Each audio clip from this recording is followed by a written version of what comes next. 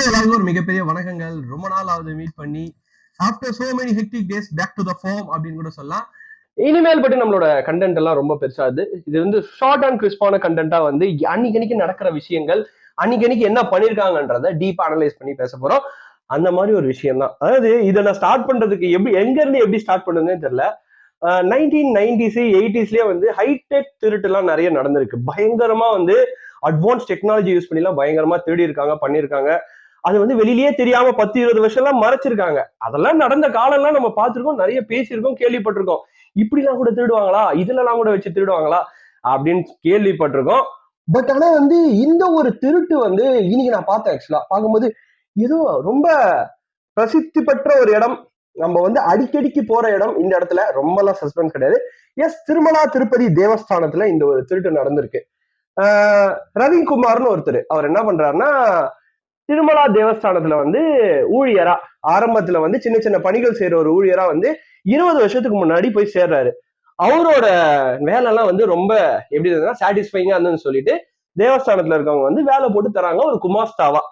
குமாஸ்தா இந்த சென்ஸ் வந்து அங்க வந்து இந்த உண்டியல் எல்லாம் பிரிச்சு என்றாங்கல்ல, அந்த இடத்துலயே ஸ்ட்ரெயிட்டா வந்து இவருக்கு ஒரு வேலை கிடைக்குது. அது என்ன பண்ணுவாங்கன்னா, நம்ம ஊர் மக்களா இருக்கட்டும், இல்ல ஆந்திரா மக்களா இருக்கட்டும், இல்ல கேரளா மக்களா இருக்கட்டும், சவுத் இந்தியா, இல்ல நீங்க மொத்த இந்தியா கூட எடுத்துட்டீங்கன்னா, உண்டிய போய் என்றது, அந்த இடத்துல வந்து காணிக்கை என்றது வந்து ஒரு மிகப்பெரிய கிஃப்ட். அதாவது அந்த இடத்துல போயிட்டு அந்த காசை தொட்டு நம்ம வந்து பாக்குறோம் அப்படின்னா அது நம்மளுக்கு கிடைச்ச ஒரு அருள், இல்ல எதுனாலும் சொல்லலாம். அதெல்லாம் வந்து அவ்வளவு சீக்கிரம் அந்த பிளெஸிங்ஸ் கிடைக்காது அப்படின்றவங்களுக்கு ஃபீல் பண்ற ஒரு இடம் வந்து திருமலா திருப்பதி தேவஸ்தானத்துல உண்டி என்ற வேலை. ஓகேங்களா? இதை இவர் எப்படி யூட்டிலைஸ் பண்ணிருக்காரு அப்படின்னு பாத்தீங்கன்னா, அதுக்கு முன்னாடி வந்து ஒரு சின்ன ஸ்டாட்டிஸ்டிக்கல் ரிப்போர்ட். அதாவது கொரோனாக்கு அப்புறம் முன்னாடி அப்படின்னு சொல்லி திருமலா திருப்பதி தேவஸ்தானத்தோட உண்டியலோட காணிக்கையை பிரிக்க ஆரம்பிச்சா, கொரோனாக்கு அப்புறம் சராசரியா ஒரு நாளைக்கு, அதாவது ஒரு நாளைக்கு 1.5 கோடி ரூபாய் வீதம் வருதான். கிட்டத்தட்ட இந்த 6 மாசம் ஜூன் நிலவரப்படி 670 கோடி வந்திருக்கான். பரவாயில்ல, சும்மா சொன்னாங்க, ஒகே லட்டுக்கு கொட்டுதுப்பா துட்டு அப்படின்னு சொல்லி விவேக் சொன்ன ஒரு வாக்கியம் தான் இந்த இடத்துல ஆகுது. பரவாயில்ல, இட்ஸ் கோயில், எல்லா இடத்தையும் நடக்கிற ஒரு விஷயம், வருமானம் வருது, ஓகே. பட் இவர் என்ன பண்ணிருக்காரு, இவர் இந்த ரவிக்குமார்ன்றவர் என்ன நடந்திருக்கு அப்படின்னு பாத்தீங்கன்னா, அவர் வந்து ஒரு சாதாரண வந்து உண்டியலை பிரிச்சு என்ற ஒரு ஊழியர். அவருக்கு 100 கோடி ரூபாய் சொத்து. எங்க இருந்து வந்தது 100 கோடி ரூபாய் சொத்து அப்படின்னு சொல்லி அவரோட நடவடிக்கையில கடைசி 2 வருஷமா நம்ம பேசுற விஷயம் வந்து நடந்து 2 வருஷம் ஆகுது. பட் 2 வருஷமா மீடியாவுக்கு வந்து வெளியில வராம பாத்துட்டு இருக்காங்க. அப்ப ஆளுங்கட்சியா இருந்த ஜெகன்மோகன் ரெட்டி அவர்களோட ஆட்சியில 2 வருஷமா ஒரு ஊழல் வெளியாம வராம இருக்கிறதுக்கான காரணத்தை பத்தி நம்ம அப்புறமா பேசலாம். ஃபர்ஸ்ட் இவர் என்னென்ன பண்ணிருக்காரு அப்படின்றத பாக்கலாம். ரவிக்குமார்ன்றவர் என்ன பண்ணிருக்காருன்னா, முக்கியமான விஷயம், அவர் எங்க இருந்து வந்தாருன்னு நம்ம சொல்லி ஆகணும். நம்ம ஊருக்காரர் தான், தமிழ்நாடு சென்னை ஊருக்காரா. சோ வந்து அவர் போய் அங்க வந்து வேலை செஞ்சு ஒரு குமாசாவாயி ஒரு உண்டி என்ற ஊழியரா மாறி இதெல்லாம் நிறைய நடந்திருக்கு. 2 வருஷத்துக்கு முன்னாடி அவரோட ஆக்டிவிட்டிஸ்ல வந்து சில சந்தேகங்கள் வரவே அங்க இருந்த இன்விஜிலேட்டர்ஸ், அதாவது வந்து சர்வைலன்ஸ்ல இருக்கவங்க என்ன பண்ணிருக்காங்கன்னா, அவரை வந்து மானிட்டர் பண்ணிருக்காங்க. அப்படி மானிட்டர் பண்ணும்போது அவர் வந்து நிறைய திருடிட்டு போனது சிசிடிவிலையும் ரெக்கார்ட் ஆயிருக்கு.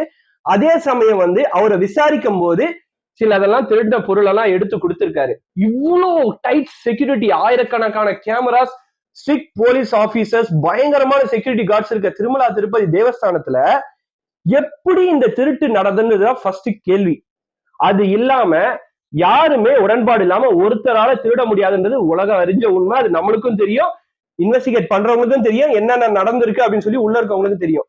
இவங்க என்ன ஆகுதுன்னா, இவர் என்ன பண்றாருன்னா, டாலர்ஸ், அதாவது 1 ரூபாய் 2 ரூபாய், இல்ல நம்ம ஊர் 100 ரூபாய் மதிப்பெல்லாம் எடுத்தோம்னா 20 வருஷமா எடுத்தா கூட வந்து வருஷத்துக்கு 36,500 ரூபாய் எடுத்து ரொம்ப கஷ்டப்பட்டா கூட ஒரு 7 லட்சம் ரூபாய் தான் சேர்க்க முடியும். இவர் என்ன பண்றாரு, டாலர்ஸ், அமெரிக்கன் டாலர்ஸ். நம்மளுக்கு தான் வந்து இஷ்டத்துக்கு பைசா வருது இல்ல அந்த ஊர்ல, அமெரிக்கன் டாலர்ஸ். அது மட்டும் இல்லாம டைமண்ட்ஸ், இது எப்படியோ எடுக்கிறாரு. இது எப்படி வந்து வெளியில எடுத்துட்டு வர்றாருன்னு பாத்தீங்கன்னா, இதுதான் மாஸ்டர் பிளான். நம்ம எல்லாருமே வந்து வெளியேற ஒரு வழியில, அதாவது வந்து பெரிய குடல் அப்படின்னு சொல்லக்கூடிய ஒரு வழியை வந்து நம்ம சென்னையில வந்து ஏதோ ஒரு ஹாஸ்பிட்டல் ஆபரேஷன் பண்ணிட்டு போய் அந்த குடலை வந்து பெருசாக்கி இருக்காரு ஆபரேஷன் மூலியமா. அது வழியா வச்சு வெளியில வந்த பிறகு இட்ஸ் லைக் அயன். நிறைய பேருக்கு ஃபீல் ஆகும், அதாவது இங்க எடுத்துட்டு போயிட்டு மலேசியால கொடுப்பாங்கல்ல, அந்த மாதிரிதான் அவர் வந்து அதை சாப்பிட்டோ இல்ல வந்து அந்த ஆசன வாய் வழியா வந்து வச்சுட்டோ ஏதோ ஒரு வழியில வெளியில எடுத்துட்டு வந்து அதை எப்படியோ எடுத்து கிட்டத்தட்ட 100 கோடி ரூபாய் காலம் முழுக்க ஒரு ஐடி ஊழியரா இருக்கட்டும், ஒரு கஷ்டப்பட்டு முன்னேறும் நினைக்கிற ஒரு ஃபேமிலியா இருக்கட்டும், 100 கோடி ரூபாய்ன்றது எவ்வளவு பெரிய அமௌண்ட். அவர் என்ன பண்ணிருக்காருன்னா அபார்ட்மெண்ட்ஸ், வீடு, அப்புறம் வந்து மாந்தோப்பு, தென்னந்தோப்பு, அப்புறம் பல பரிமாணங்கள்ல சொத்து சேர்த்திருக்காரு. இது எல்லாமே வந்து அந்த சர்வேலன்ஸ்ல இருந்தவங்க அங்க இருந்த லோக்கல் விஜிலன்ஸ் கண்டுபிடிச்சிட்டு இருக்காங்க. திருப்பதிக்கான விஜிலன்ஸ் கண்டுபிடிச்ச பிறகு வெளியில வந்தா கோயிலோட நேம் போயிடும் ஃபர்ஸ்ட். ஏன்னா வந்து ஆட்கள் தப்பே தவிர கோயிலோட அந்த ஒரு ப்ரிவிலேஜ் பிரஸ்டீஜ் எல்லாம் என்னைக்குமே வந்து காப்பாத்திட்டு தான் இருக்காங்க. அங்க போற பீப்புள்ஸையும் நல்லா தான் பாத்துக்கிறாங்க அவங்க. அப்படி இருக்கும்போது கோயிலுக்கான பேர் போயிடும் அப்படின்னு சொல்லிட்டு லோக் ஆதில் இந்த ஒரு சட்டத்துக்கு கீழே அவர் எடுத்துட்டு வராங்க. அப்படி எடுத்துட்டு வரும்போது என்ன பண்றாங்கன்னா, இங்கதான் ஹைலைட்டான விஷயம்.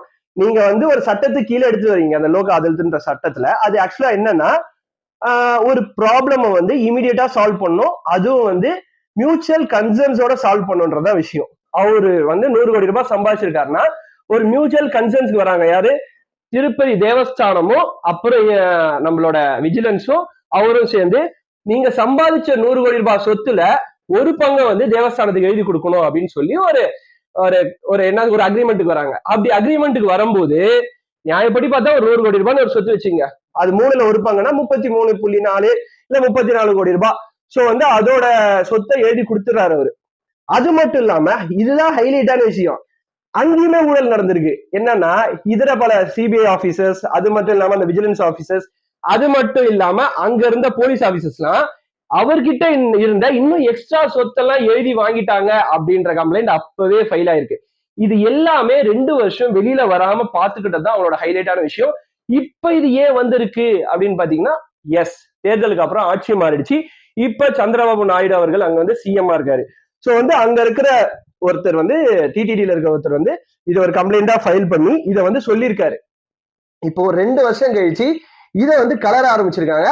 இது எங்க போய் முடிய போகுது? இல்ல உண்மையாலுமே 100 கோடி ரூபாய் தானா, இல்ல உள்ள வந்து வேற யாரெல்லாம் பெரிய ஆளுங்க இன்வால்மெண்ட் இருக்கு, அதை தவிர்த்து என்னென்ன மாதிரி இன்வால்மெண்ட் இருக்கும், இல்ல உண்மையாலுமே இது ரொம்ப வருஷமா நடந்து படிப்படியா தெரிய வருமா அப்படின்ற நிறைய கேள்வி வந்து எழுந்துட்டு இருக்கு.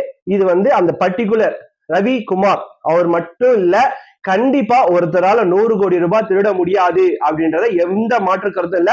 நிறைய பேரோட ஹெல்ப் இருக்கும், நிறைய பேரோட ஷேரிங் இருக்கும், நிறைய பேரோட இன்வால்மெண்ட் மட்டும் இருக்குன்றது ரொம்ப தெளிவான விஷயம். இந்த ஒரு பெரிய திருட்டு நம்ம அடிக்கடிக்கு போற ஒரு ஃபேமஸான கோயில், இல்ல பிடிச்ச கோயில் கூட சொல்லலாம். இந்த திருட்டை பத்தி நீங்க என்ன நினைக்கிறீங்க, இதை வந்து எப்படி பாக்குறீங்கன்றத கமெண்ட் செக்ஷன்ல மென்ஷன் பண்ணுங்க. நாளைக்கு வந்து ஒரு வித்தியாசமான டாபிக்ல வர. This Vijay Karthik signing off. டாடா பாபாய், see you. தனியாக யூஸ் பண்ணுங்க, பிளாஸ்டிக் யூஸ் பண்ணுங்க. பாபாய்.